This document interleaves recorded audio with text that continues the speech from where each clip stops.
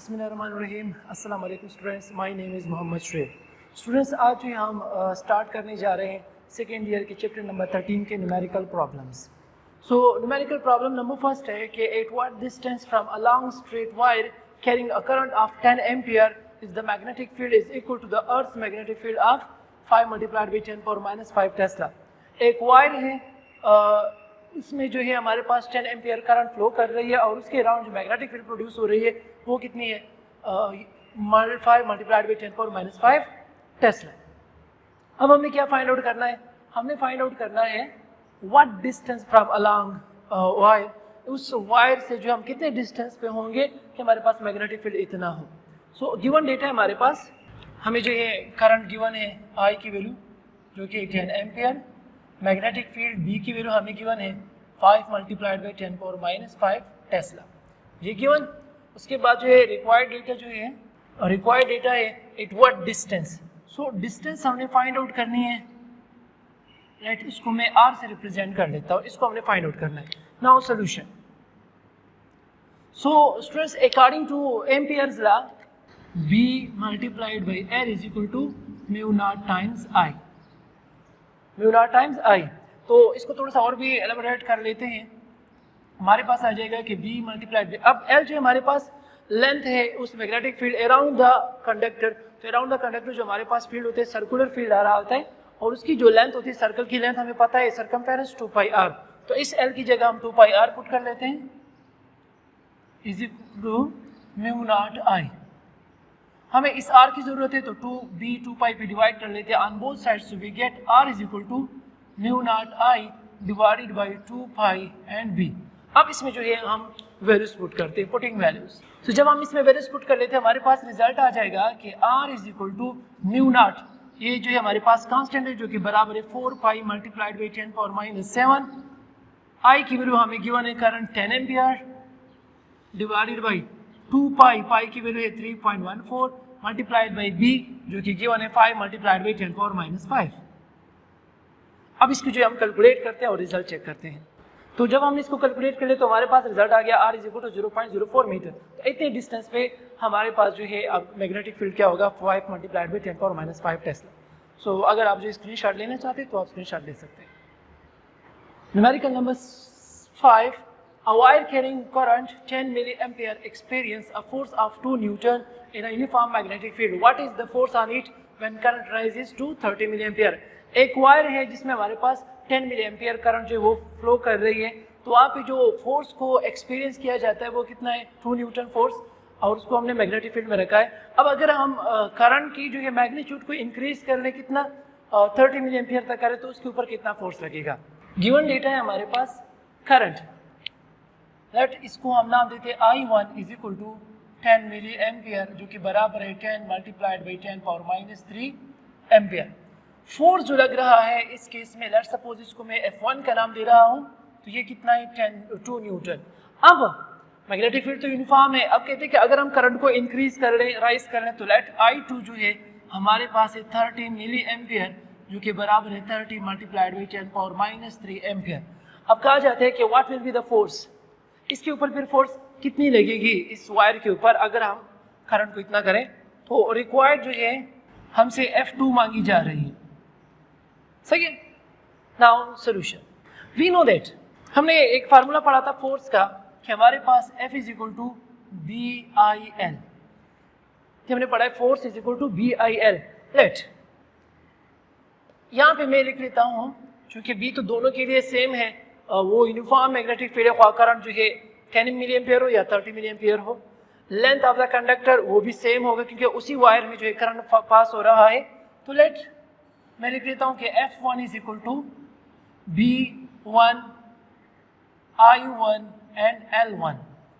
Similarly F2 जो है इसको मैं नाम दे देता हूँ B2 I2 L2, ठीक है। अब इन दोनों की जो हम कंपैरिजन करते हैं, नाउ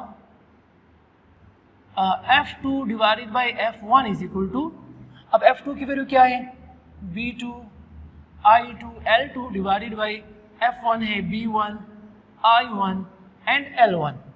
अब स्टूडेंट्स हमारे पास वायर वही वायर है जितनी लेंथ है और मैग्नेटिक फील्ड भी यूनिफॉर्म है, सो हम लिख सकते हैं कि as B1 is equal to B2 is equal to B आ जाएगा and L1 is equal to L2 is equal to L आ जाएगा। सो ये इक्वेशन हमारे पास जो है ये हो जाएगा कि F2 डिवाइडेड बाई F1 जो है ये बराबर हो जाएगा BI2L is equal to BI1L।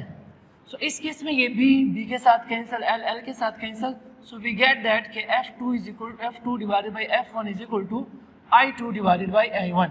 हमें चूंकि F2 चाहिए तो F1 को दूसरे साइड पे मल्टीप्लाई कर रहे हैं, सो वी गेट दैट कि F2 is equal to I2 divided by I1 multiplied by F1।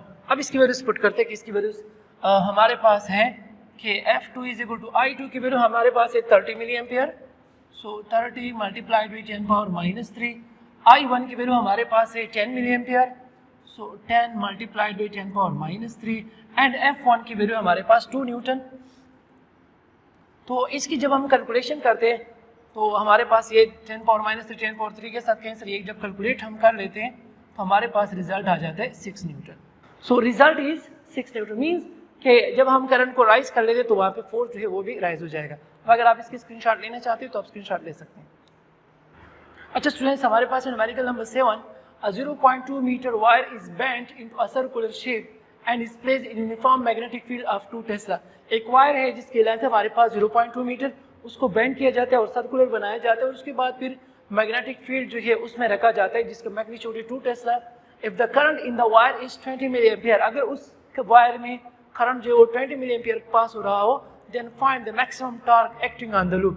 तो फिर जो है उस लूप के ऊपर मैक्सिमम टॉर्क फाइंड आउट कर ले। अब जो हमारे पास गिवन डेटा है, length of the wire given है L is equal to 0.2 metre, इसके बाद जो मैग्नेटिक फील्ड गिवन है B जो कि 2 टेस्ला, करंट जो इस वायर में पास हो रही है वो है हमारे पास 20 मिली एम्पियर जो कि बराबर है 20 multiplied by 10 power -3 ampere. So required data है हमारे पास, वो क्या है, टॉर्क। सो हमने टॉर्क को फाइंड आउट करना है। Now solution. अब students we know that torque का जो फार्मूला है हमारे पास वो है कि torque is equal to NAIB, this is equation number 1। इसमें N जो है नंबर ऑफ टर्न्स, A जो है area of the loop, I जो हमारे पास amount of current passing through the loop and D जो है मैग्नेटिक फील्ड जहाँ पे हमने इस लूप को रखा हुआ है। अब हमारे पास N सिंगल लूप है तो N की वैल्यू तो 1 है, I की वैल्यू है, B की, लेकिन एरिया की वैल्यू नहीं है। So first we have to find the value of area. So area को फाइंड आउट करते हैं तो वी नो दैट वायर है तो एरिया जो है वो बराबर होगी पाई आर स्क्वायर। अगेन अब ये इसको लेट में इक्वेशन नंबर 2 का नाम दे देता हूँ। अब आर नहीं है हमारे पास, लेकिन अगर हम देखें यहाँ पे लेंथ को हमने जो है सर्कल बनाया हुआ है, मीन्स वायर को हमने सर्कल कर दिया, तो सर्कल का जो लेंथ होता है वो हमें पता है कि वी नो दैट कि लेंथ जो होता है वो किस चीज़ के बराबर होता है 2 pi r, length of the circle. So हमें आर चाहिए, सो यहाँ से आर को फाइंड आउट करते हैं तो R is equal to L divided by 2 pi भी डिवाइड करते तो हमारे पास आर की वैल्यू आ जाएगी। अब इसको इक्वेशन नंबर 2 में पुट करते हैं। सो इक्वेशन 2 इम्प्लाइज कि एरिया इज इक्वल टू पाई और आर स्क्वायर है तो आर की जगह आ जाएगा हमारे पास 2 पाई होल स्क्वायर। इससे हमारे पास रिजल्ट आ जाएगा कि area is equal to pi L square divided by 4 pi square. यहाँ से एक पाई और पाई कैंसिल हो जाएगी तो हमारे पास रिजल्ट आ जाएगा कि area is equal to L square divided by 4 pi. This is equation number 3। अब जो है हमारे पास एरिया की वैल्यू आ गई। नाउ सारे वैल्यूज जो है एरिया इस इक्वेशन नंबर 1 में पुट कर लेते हैं और n की वैल्यू जो है वो तो हमारे पास है 1, बिकॉज सिंगल लूप है तो n की वैल्यू क्या आएगी हमारे पास 1 आएगी। Now putting it in equation number 1, equation 1 implies that कि torque is equal to and अपनी जगह एक ही जगह हमारे पास वैल्यू आ जाएगी L square divided by 4 pi I B. अब इन सब की वैल्यूज हमारे पास है। नाउ पुटिंग वैल्यूज, सो हमारे पास रिजल्ट आ जाएगा कि torque is equal to N की वैल्यू है हमारे पास 1, एल जो है हमारे पास है 0.2 मीटर, यहाँ से आ जाएगा 0.2 whole square divided by 4 multiplied by pi की वैल्यू है 3.14। उसको जो है हम मल्टीप्लाई कर लेते हैं करंट हमें गिवन है 20 milli ampere, so 20 multiplied by 10 power minus 3 multiplied by B, और बी की वैल्यू हमारे पास बी की वैल्यू है 2 टेस्ला। अब इन सब की जो हम कैलकुलेशन करते हैं और देखते हैं कि इसका रिजल्ट हमारे पास क्या आता है। अच्छा सो जब हमने इसको कैलकुलेट कर लिया तो हमारे पास रिजल्ट आ गया torque 1.27 multiplied by 10 power minus 4 newton metre. तो अगर आप जो इसका स्क्रीनशॉट लेना चाहते हैं तो आप स्क्रीनशॉट ले सकते हैं। अच्छा students, numerical number 8, the full scale deflection for galvanometer is 10 milli ampere, कि कोई एक गिलवानोमीटर जिसकी फुल स्केल जो है करंट या डिफ्लेक्शन है वो हमारे पास है 10 milli ampere. Its resistance is 100 ohm, जो गिलवानोमीटर की रेजिस्टेंस है वो है 100 ohm. How can it be converted into an ammeter of range 100 ampere? इस गिलवानोमीटर को हम कैसे एमीटर में कन्वर्ट करेंगे जिसका रेंज कितना हो, 100 एम्पियर हो। स्टूडेंट्स, हमें पता है कि हम किसी भी गिलवानोमीटर को एमीटर में कब कन्वर्ट कर सकते हैं, कैसे कन्वर्ट कर सकते हैं? अगर हम गिलवानोमीटर के साथ पैरेलल में एक स्मॉल रेजिस्टेंस जो है हम क्या कर ले, कनेक्ट कर ले, तो फिर वो गिलवानोमीटर जो किस चीज में कन्वर्ट हो जाएगा, एमीटर में कन्वर्ट हो जाएगा। और इस स्मॉल रेजिस्टेंस को हम नाम देते हैं शंट रेजिस्टेंस। अब हमें जो ये इस शंट रेजिस्टेंस को ही फाइंड आउट करनी होगी कि जितना आपके पास ये शंट रेजिस्टेंस कम होता जाएगा उतना जो है रेंज ऑफ द गिलवानोमीटर या एमीटर जो है वो इंक्रीज होता जाएगा। सो इस केस में हमने क्या फाइंड आउट करना है, शंट रेजिस्टेंस को फाइंड आउट करना है जिसको हमने इस गिलवानोमीटर के साथ पैरेलल में कनेक्ट करना है। सो गिवन डेटा देखते हैं। गिवन डेटा हमारे पास full scale deflection of galvanometer, like इसको हम नाम देते हैं IG, करंट थ्रू गिलवानोमीटर वो हमारे पास है 10 milli ampere. Resistance of the galvanometer इसको हम नाम देते हैं RG, ये गिवन है हमारे पास 100 ओम। हमने जो ये रेंज एमीटर का करंट फाइंड आउट करना है, इसको हम फाइंड आउट करते रिप्रेजेंट करते हैं I से, जो कि 10 एम्पियर। मीन्स हमने एमीटर मीन्स यहाँ पे बनानी है, कंस्ट्रक्ट करनी है जिसकी रेंज क्या हो, वो 100 एम्पियर हो। अब रिक्वायर्ड डेटा क्या है, हमने क्या फाइंड आउट करना है, शंट रेजिस्टेंस को। सो RS हमने फाइंड आउट करना है, क्योंकि इसी RS को फिर हमने इस गिलवानोमीटर के साथ पैरेलल में लगाना है, तो वो फिर क्या हो जाएगा, एमीटर में कन्वर्ट हो जाएगा। सोल्यूशन, वी नो दैट इस शंट रेजिस्टेंस को फाइंड आउट करने के लिए हमारे पास फार्मूला है। अच्छा, इस शंट रेजिस्टेंस को हमारे पास फार्मूला क्या है, RS is equal to IG divided by I minus IG multiplied by RG। अब ये सारे वैल्यूज हमारे पास है, नाउ पुटिंग वैल्यूज करते हैं। अच्छा, अब इस इक्वेशन में हम वैल्यूज पुट करते हैं, तो RS हमारे पास आ जाएगा, IG की वैल्यू है 10 मिली एम्पियर, सो मिली के लिए हम लिखते हैं 10 पावर माइनस 3। I जो है हमारे पास है 100 एम्पियर माइनस IG की वैल्यू अगेन हमारे पास है 10 milli ampere, so 10 multiplied by 10 power minus 3, ये आ जाएगा। और इसको हम मल्टीप्लाई कर रहे हैं RG, तो RG हमारे पास है 100 ओम। सो अब इसको जो है कैलकुलेट करते हैं और रिजल्ट चेक करते हैं कि हमारे पास RS की वैल्यू कितनी आ रही है।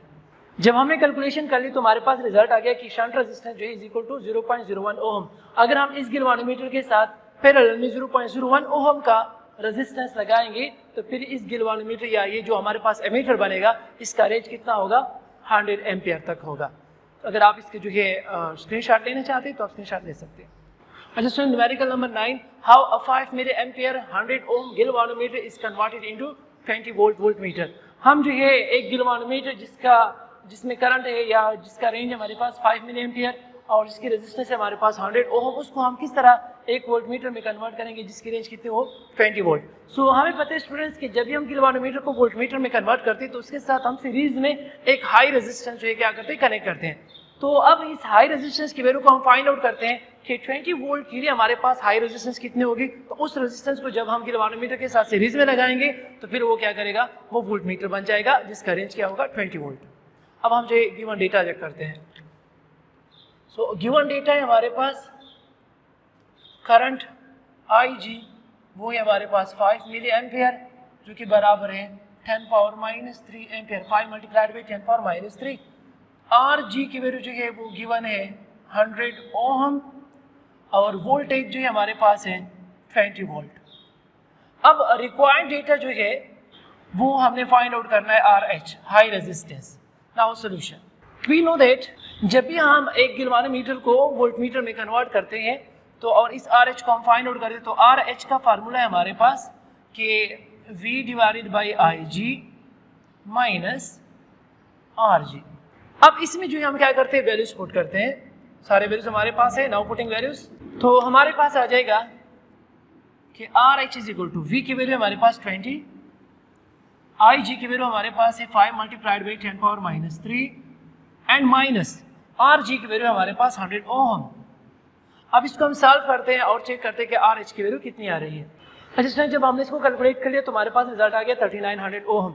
सो अगर इस रेजिस्टेंस को हम गैल्वेनोमीटर के साथ कनेक्ट कर लेंगे तो फिर यहाँ पे जो वोल्टमीटर बनेगा उसका रेंज कितना होगा 20 वोल्ट। सो अगर आप इसका स्क्रीनशॉट लेना चाहते हैं तो आप स्क्रीनशॉट ले सकते हैं। अच्छा students, question number 10, two parallel wire 10 cm apart carry currents in opposite direction of 8 ampere. What is the magnetic field halfway between them? दो पैरेलल कंडक्टर्स है जिसमें हमारे पास करंट जो है 8 एम्पियर का फ्लो कर रहा है लेकिन अपोजिट डायरेक्शन में। अब हम और दोनों जो है हमारे पास कंडक्टर वो 8 सेंटीमीटर एक दूसरे से दूर है। अब हमने उसके दरमियान में जो है मिड पॉइंट पे half way between these two conductors वहाँ पे हमने क्या फाइंड करना है, मैग्नेटिक फील्ड फाइंड आउट करना है। सो लेट हमारे पास यहाँ पे दो कंडक्टर्स है, एक में करंट की डायरेक्शन अपवर्ड है, दूसरे में करंट की डायरेक्शन डाउनवर्ड है। दोनों जो है एक दूसरे से 8 सेंटीमीटर दूर है। अब यहाँ पे जो हमने इस पॉइंट पी के ऊपर क्या फाइंड आउट करना है, मैग्नेटिक फील्ड की वैल्यू फाइंड आउट करनी है।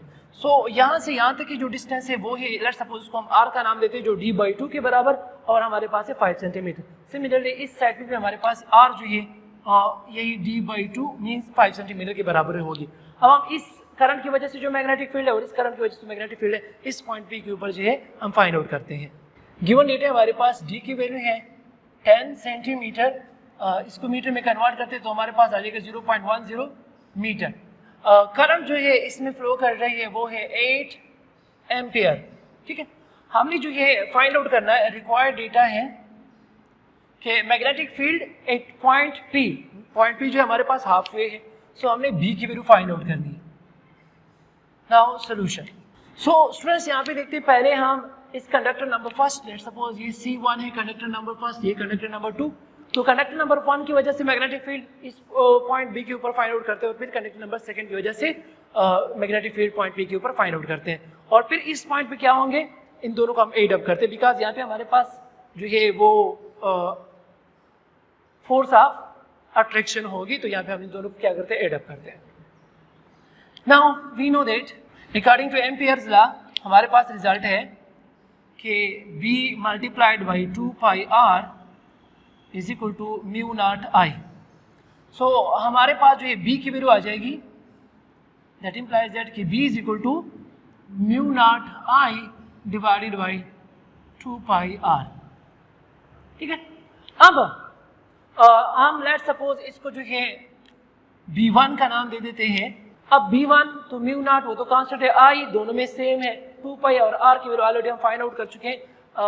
यहाँ पे जो है अगर हम r की वैल्यू भी लिखें तो r जो हमारे पास d/2 के बराबर है तो आ जाएगा 0.10 divided by 2 is equal to 0.05 metre. ये r की वैल्यू आ गई। अब जो यहाँ पे इसमें वैल्यूज पुट करते हैं हमारे पास रिजल्ट आ जाएगा कि b1 is equal to mu naught, ये बराबर है 4 पाई multiplied by 10 power minus 7 multiplied by current की वैल्यू हमारे पास 8 ampere divided by 2 multiplied by 3.14 multiplied by r, तो r की वैल्यू है 0.05। अब यहाँ पे हम रिजल्ट चेक करते हैं कि इसका रिजल्ट हमारे पास कितना आता है।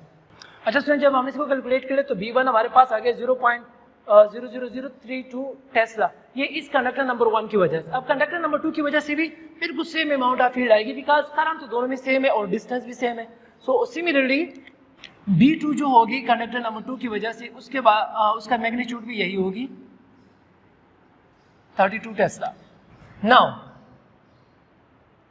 हमने जो ये इस पॉइंट P पे इन दोनों का net magnetic field find out करना होगा। तो हमारे पास नेट मैग्नेटिक फील्ड जो होगा इन दोनों को हम एड अप करते हैं b1 प्लस b2। सो हमारे पास रिजल्ट आ जाएगा कि b इज इक्वल टू 0.000।